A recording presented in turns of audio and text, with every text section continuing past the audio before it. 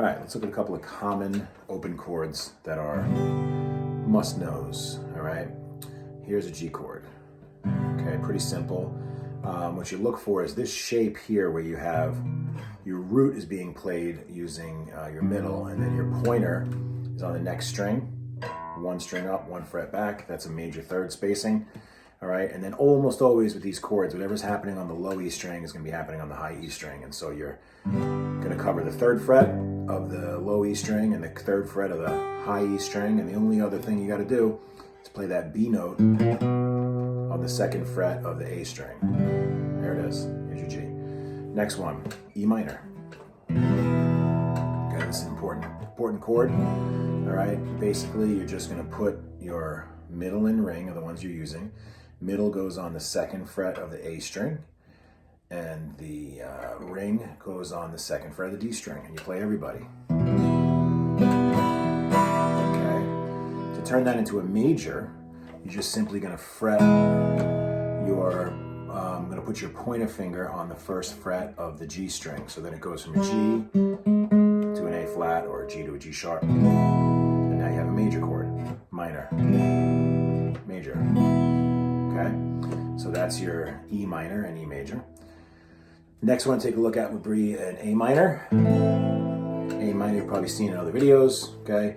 Name for the root note, all of these chords, okay? And so the root note here is the second string, open A. All right, and to play that, you're gonna put the same arrangement you had for an E minor, and then just jump it up a set of strings, and then put your pointer finger on this C note right here. Okay, that C note makes it an A minor. If you come up, so rather than do this, I'm not a fan of playing an A major that way. All right, it has a little bit of a different look. There's your A minor. To make it an A major, you're basically raising that pointer note up from there to there. So you accomplish that by just putting a flat bar on all the strings basically, except for the open A, and you start with the A. You don't have the open E ringing when you're strumming. There it is. So now so far we got G, we got E minor, E major, A minor, A major. Let's move back to the A minor for a second. And we're gonna convert this into a C major. And here's how this works. There's your A minor. You're gonna move what is the note that's on your D string. Okay, you're gonna move that and make a new bass note on the third fret of the A string.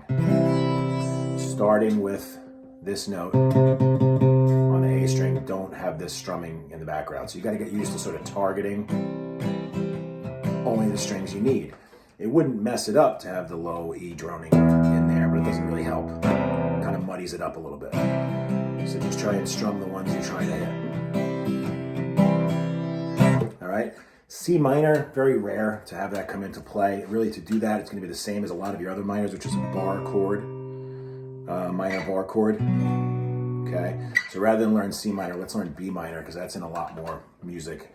To do that, this is your first of your bar chords, okay? And the nice part here is you don't really have to do the barring. The A is almost a gateway into the bar, where you're pressing multiple frets down with one finger. That's what it means to bar.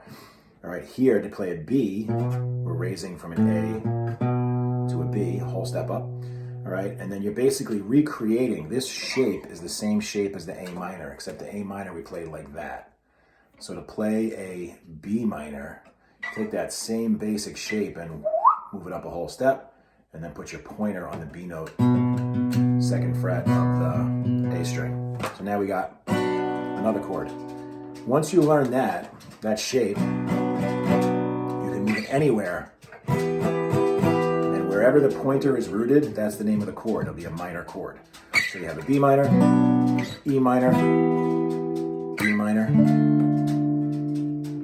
F minor, G minor. So the benefit of this is that with one shape, you can move it around and turn it into almost anything you want. Let's look at another bar chord while we're at it. Here is a major bar chord, okay? So I'm gonna do a D major, but really, like I said, with the other bar chord, wherever you put it, wherever the pointer is, that's gonna root it, and that gives the chord its identity. So there's a D. Notice here I put my finger on the root, which is the D note on the 5th fret of the A string, and then I'm going to bar. With this time, I'm barring more of my pointer, ring rather. So that's a look at that one. This is going to be tough. The first time you do this, play each string that you're fretting and make sure you're hearing it. Likewise, for all the chords, you should do that. Arpeggiate it out so that you can hear each one of those and there's nobody who's muted or dull. Go back even to your first chord you did earlier. Okay? It's a good way to also tell if you're in tune. If you didn't hear any of those notes and you're like, it sounds like a sour note, obviously you have to hit the tuner. So we covered a whole lot. What did we miss? We did not do the Ds. So let's do open position D. We did a bar chord D here, which could be a bar chord C or B or B flat. Okay, that same thing moves around. You can travel that shape. Let's look at the D. Okay, D has that major third spacing we talked about. This time the major third spacing is here. The D and the F sharp. All right, so you build that one as pointer goes on the 2nd fret of the G string. The middle goes on the 2nd fret of the high E, and then your ring is going to camp out on the 3rd fret of the B string. You're going to play just starting with the D. That's your root.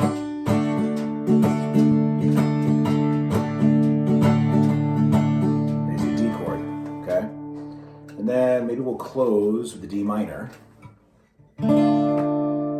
So we said before that it's the 3rd note in the scale. So if you have a major 3rd built in there, that becomes a minor 3rd by moving it back 1. And so the difference between a D major and a D minor is a little bit of a different look and sound for sure. But what's physically changing is that I'm lowering this to that. All right, so that's your D major, D minor. I'll put charts up for both. And then, just for fun of it, let's look at an F.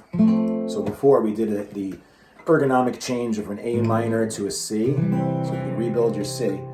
Just drop these two, instead of them being on the A and D strings, move it so that they're on the D and G strings. And now you have an F. You're basically starting with a 3rd string here. The D is going to be... Okay, and then the other ways to play the F would be here as a full major bar chord. We'll do another lesson on bar chords, but it looks a lot like the B minor bar chord we looked at earlier. In fact, it's almost exactly the same. You're just moving it up a set of strings. Wherever you're rooted, that names the chord. So I'm rooting myself on an F, that'd be an F major. If I take away this finger, it becomes an F minor. If I move it to here, to F sharp, that's F sharp major. Pick up that finger, it becomes an F sharp minor. So you got a big survey, long video, but a big survey of a lot of different chords. Try and do some of those chord changes. Look up some of your favorite songs that involve strumming, and or look for links to pop here on the channel for songs, and you'll see that these are many of the shapes that you learn here are going to be recycled forever, and you can play almost any song. You can also put a capo on, which we'll look at another time. This is a capo. Okay. Capo allows you to move to a new place and use the same shapes. So what was a G shape, if I move it up to here and throw my capo on, now it's an A major. Whoops. There we go. And my C shape becomes a D. Whoa. So some songs kind of call for that, where there'll be an interesting, right? There's different registers and stuff where those make more sense to throw a capo on rather than trying to accomplish that a different way or trying to do it without a capo. So have fun, enjoy some of these open chords, put them together, strum, have fun, and then look for other videos that will employ these chords.